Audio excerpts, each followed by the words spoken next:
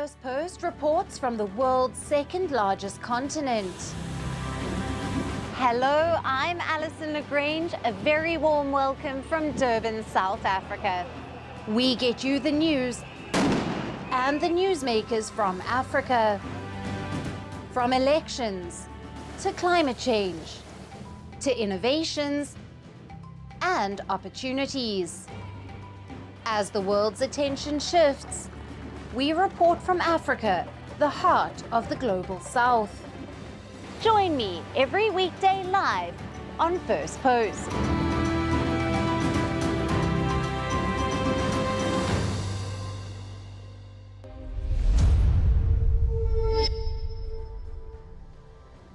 Hello and welcome to First Post Africa, where we get you the top stories from the continent and from across the world.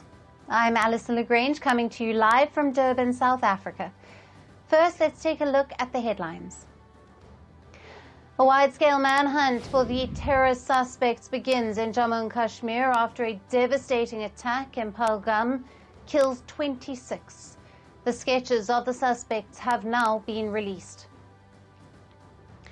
Elon Musk says he will pull back from his role in the Trump administration's Department of Government Efficiency starting next month. This as Tesla reports a dip in its profits and revenues. China dismisses Ukraine's alleged groundless accusation of the Chinese fighters and companies directly assisting the Russian military. Remarks follow Kiev's summons to the Chinese envoy. A 6.2 magnitude earthquake rocks Turkey. Its epicenter was in the Sea of Marmara, 40 kilometers southwest of Istanbul. In a major restructuring bid, tech giant Intel is reportedly planning to fire 20% of its employees this week. The move is aimed at streamlining the company's management, states a report.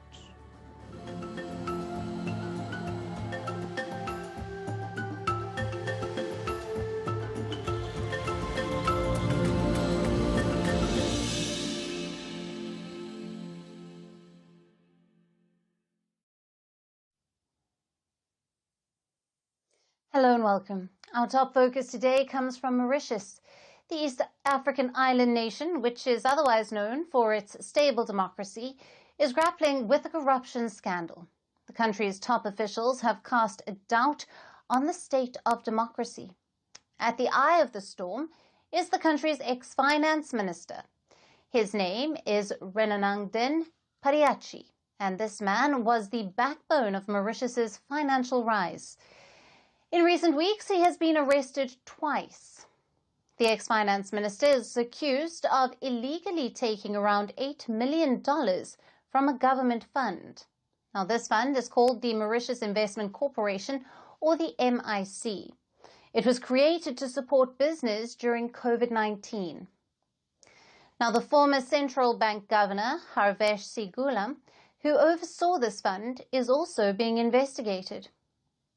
These two are the key figures embroiled in this controversy, and it has thrown the country into political turmoil. Pariachi is a close ally of the ex-Prime Minister Pravind Jugnauth, and he was considered the right-hand man of the Premier. Jugnauth, too, has been mired in his share of trials. Earlier this year, he was arrested in a money laundering case. Police found cash, luxury items, and documents which carried his name at the homes of two suspects. Jugnauth lost the general elections in November and ceded power to veteran leader Navin Ramgoolam, and currently is out on bail. We are heading for a defeat, and it is even clearer that the Le PEP alliance is going towards a big defeat overall. I did what I could for the country and the people. The people chose another team to run the country. Of course, you have to accept this choice. You have to respect that choice.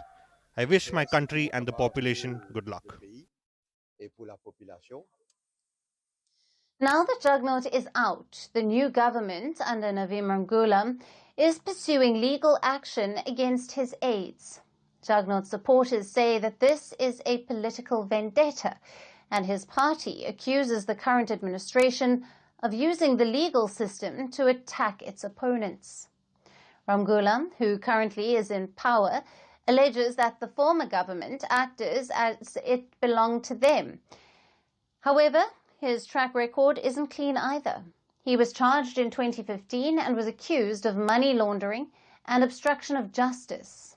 Now, this makes the controversy not just about fraud, but also a larger power struggle between the Jugnauth family and the Ramgoolam family, who are two of the biggest dynasties of Mauritius. Now, the scandal could damage Mauritius's reputation, which represents one of Africa's success stories. It was removed from the European Union's list of high-risk countries back in 2022. But the ongoing scandals have raised red flags again. Meanwhile, France is watching closely. French President Emmanuel Macron, who was scheduled to visit Mauritius, has cancelled his visit. Instead, he will be attending the funeral of Pope Francis. With the Paradise Island now mired in corruption trouble, investors are starting to worry. These cases have exposed deep cracks in the political landscape, and public confidence has shaken because of that. Now, for more on this, we have with us Trevor Kibet Langat, East Africa analyst at Control Risks. Thank you for being with us, Trevor.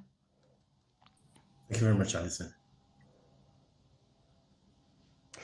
Now, what implications does the involvement of the former finance minister and the ex-central bank governor have on the credibility of Mauritius's economic management and its international financial reputation?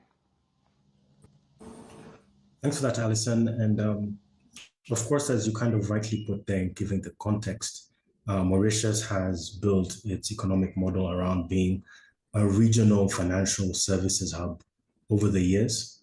And the new administration of Navin Ramgoolam that was elected in November 2024 is very much keen to kind of keep this international perception of Mauritius as this financial hub that is committed to integrity. So what we have seen over the last few months that Navin Ramgoolam has been kind of expediting corruption cases against the previous government is partly on the one hand trying to limit international concerns around corruption that was perceived to be growing. But I think the second element that is probably even more important to Ramgoolam is really getting domestic support for his policy agenda. A big part as to why he won the election in a landslide was also because of corruption issues that had emerged over the years, especially with the wiretapping scandal that emerged in October 2024, just weeks before the election. So I think we're seeing kind of a two-edged sword here, just trying to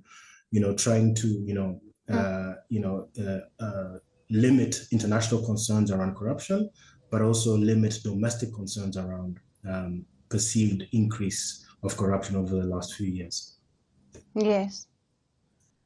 Yeah. And how did the Mauritius Investment Corporation, which was set up to support the economy during the pandemic, how did this become a focal point for alleged financial misconduct? And what does this reveal about institutional oversight in the country? I think Mauritius still, by all intents and purposes, on a regional level, has quite robust structures in terms of combating corruption. And I think these high-profile cases of combating corruption and kind of high-profile cases that are being expedited by the current government is something that is important to note. But with regard to the Mauritius Investment Corporation and this specific case that implicated the ex-finance minister Padayachi and the ex-central bank governor, I think this kind of happened during the height of the COVID pandemic. And the Mauritius Investment Corporation was set up to support organizations and companies that were affected by the implications, the economic effects of the COVID-19 pandemic.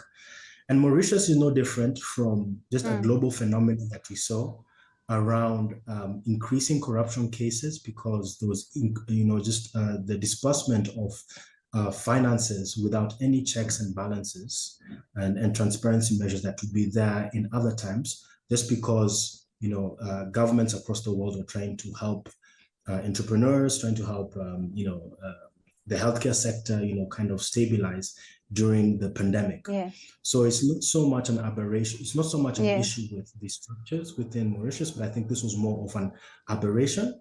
But Mauritius and the current government really wants to make sure that it's perceived internationally as continuing that trajectory of maintaining integrity within the financial services sector and across the board within the government. Right. Right. At the moment, with the public trust severely shaken and with political pressure mounting, what legal or political mechanisms are in place in Mauritius to ensure accountability and to prevent future misuse of state-linked financial entities? Yes, I think we've seen two big, more political measures, not so much regulatory, but more political measures. One was the announcement of the comprehensive audit of public finances that was announced earlier this year by Ramgoolam, that is looking into the previous government and whether or not the declarations of figures such as public debt are correct. Another thing that they're also looking at is trying to empower the Financial Crimes Commission, which is essentially at the forefront of spearheading these investigation cases around the previous administration. So those are the two main areas that I think are really being pushed from a regulatory and political point of view to maintain integrity. So I think that's something important to note. And I think going forward, this will have positive implications in terms of building more anti-corruption mechanisms within the country. But something that we cannot maybe rule out is maybe the political angle or the political motivations of this. Because as you said, Navin Ramgoolam himself was implicated in 2015. And this is perhaps maybe, there is an element of political vendetta, but I think generally across the board, I think this government is very much committed to try and gain public trust around government institutions and trying to get that locally, but also internationally, trying to continue to situate itself and locate itself as a regional financial hub of choice in the region. Right. Thank you very much for being with us on Firstpost Africa. Thank you very much, Alyson.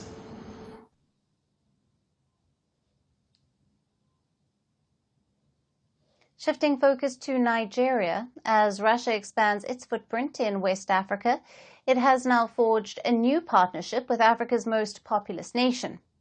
Nigeria and Russia are set for a major trade boost as Moscow builds a new shipping line linking the two countries. Now, the new route will connect Novorossiysk, and this is a strategic port on the Black Sea in Lagos, and this will be to Lagos in Nigeria, and the service is expected to launch in mid-June. Future expansion plans may also reach Senegal. Russian officials say that the shipping line will enable exports of agricultural goods, machinery and transport equipment to Nigeria. In return, it will allow Russia to purchase cotton from a fellow West African state, Mali, regional staple with an annual output of over 650,000 tons. Now, beyond commerce, Moscow and Abuja are strengthening ties in other areas as well. Last month, Russia's Deputy Defense Minister, Yunus Bekirov, has met with Nigeria's Chief of Defense Staff, General Christopher Musa, and they discussed expanding a 2021 defense deal involving training, logistics, and equipment support. Financial ties have also deepened. Earlier this year, Russia added Nigeria to its list of countries eligible for currency trading in its banking system. And the move coincides with Nigeria's entry into the BRICS group as a partner nation. It became the second African country after South Africa to join the bloc in January of this year. Traditionally, Nigeria has maintained strong ties with the West. President Bola Tinubu currently chairs ECOWAS, The regional bloc, from which military-led states like Mali, Niger and Burkina Faso have withdrawn. Now, these junta states have already turned toward Russia, cutting ties with Western partners. Now, with Nigeria opening a new chapter with Moscow, could this shift reshape the geopolitical landscape of West Africa?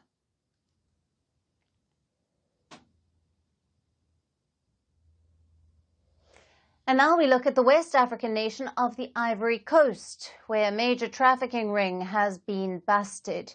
At least 33 victims were rescued after police raids. Most people belong from entire West African region, from Ghana, Togo, Benin, and from Burkina Faso. Now, according to an announcement by Interpol, the victims had been lured by fake lucrative jobs in Canada. It was a trap, and the victims were instead held captive in the Ivorian city of Abidjan. Now, the scheme tricked people into paying hefty sums, up to $9,000, to traffickers who posed as job recruiters. And once these victims arrive in the Ivory Coast, the reality was far from what they were expecting. Now, Interpol report says that the victims were abused. They were forced to live in controlled environments. On top of that, they were being used as pawns to lure more candidates to this vicious scheme. Now, to make it look more legitimate, the victims were made to pose in luxurious hotels and restaurants. They were asked to upload these to social media to give the impression of how they were living in Canada. Now, this trafficking operation came to light after authorities in Ghana were alarmed by the father of two victims. That tip-off led to a joint investigation. Now, the Ghanaian and Ivorian police then launched a crackdown. Raids on 2 locations were carried out in February of 2025, and that's what led to the rescue of the 33 individuals. Ivory Coast's national director has praised this teamwork. After being rescued, these individuals were handed over to non-governmental groups for care. Interpol says that scams like these are increasingly getting common across West and Central Africa, and the region has seen a surge of such exploitative practices. Programs promising fake jobs, especially in Canada, the US and Europe, are posing to be a threat. Now, to counter this, several countries have initiated measures. In 2024, over 300 people were arrested in similar campaigns. Interpol plays a key role to counter these threats. It facilitates intelligence sharing, joint communication, and connects police forces of nearly 200 countries. The latest case has shed light on the economic hardship and limited jobs in West Africa. Those factors fueled the demand for overseas opportunities. We realize that we have a very important resource called the human resource, and we can be able to export our labor and make a lot of money as a result. So it's a resource for us. So it solves 2 problems for us. One, the high unemployment rate is able to be tackled because we have more people who are getting out of university with degrees, diplomas, engineers, doctors, nurses, journalists, than there are available positions to fill. And number 2, we are able to provide the employment to overseas countries that need this labor. And in return, we are getting a lot of foreign exchange coming into our country, where we're getting remittances into a country that is very helping us in our forex and helping us stabilize our foreign exchange. Traffickers prey on these hopes and aspirations and use sophisticated tricks like social media and emotional manipulations to extort money.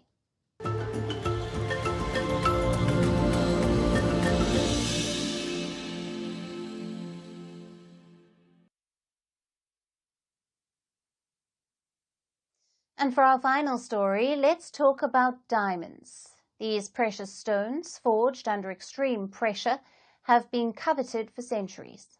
But have you ever wondered where the earth hides its most valuable treasure? It's Botswana, home to the richest diamond mine on the planet.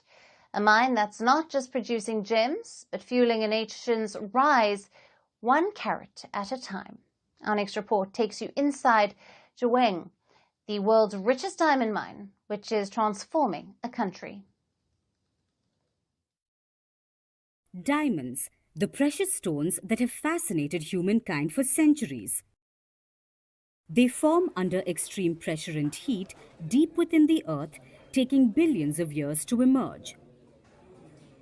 And while diamonds themselves aren't rare, the ones with that perfect clarity, cut and size, those are the true gems. And they're valued accordingly. But have you ever wondered where the world's most valuable diamonds come from? Enter Botswana, the world's second largest diamond producer. It's home to a landmark site known as the Prince of Mines, the Jwaneng Gold Mine. The mine is nestled inside an ancient volcanic crater 170 kilometers southwest of Botswana's capital, Gaborone. It is operated by Botswana, a joint venture between global diamond giant De Beers and the Botswana government. Estimated to be around $1.7 billion, Jwaneng is the richest diamond mine on earth. The name Jwaneng means a place of gems in Setswana. And it's no exaggeration. The mine sits atop a kimberlite pipe, a volcanic channel that transports diamonds from deep within the Earth's mantle to the surface. Discovered in the 1970s, operations officially began in 1982, and it's been sparkling ever since. In 2023 alone, Jwaneng produced 13.3 million carats, solidifying its title as the world's most valuable diamond mine. The economic impact has been astounding. The mine has generated over $96 billion in revenue since its inception, powering Botswana's transformation from a low-income country to a thriving middle-income nation. And this isn't just mining, it's high-tech extraction. Gigantic drills, monster trucks, and state-of-the-art X-ray and laser sorters all work to unearth nature's most glamorous treasures. And when it comes to the environment, Jwaneng leads the way. It has become Botswana's first mine to receive ISO 14001 certification for eco-friendly practices. The future of the mine looks even brighter with the Cut9 project, a $1.71 billion initiative. The mine's life is now set to stretch until at least 2035, adding an extra 53 million carats to its legacy. And as of January 2024, an underground expansion is underway. It's expected to create thousands of jobs and generate nearly $22 billion in the coming decades. Unlike many mines around the world, Jwaneng has been praised for its responsible practices, investing in education, healthcare, housing, and even wildlife preservation. It's all the support around security. We're hoping tourism. And if we go back to the diamond industry itself, hopefully jewelry manufacturing, sales of local jewelry to tourists. And then what else, comes with that is what other manufacturing is there to support the cutting industry. So I think there's a lot that will come with it. Jwaneng isn't just a mine, it's a national treasure, a global model for sustainable mining and a beacon of possibility in the heart of Botswana. And that's it on the show for today. We will see you again tomorrow at the same time. Thank you for watching and goodbye.